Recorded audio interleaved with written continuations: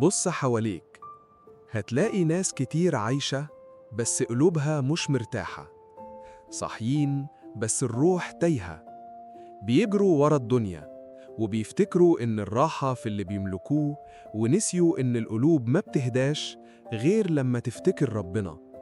وفي ناس تانية اختارت طريق مختلف، قربت من ربنا فقرب قلوبها، بقت تحب مش عشان الناس لكن عشان ربنا علمها الرحمة.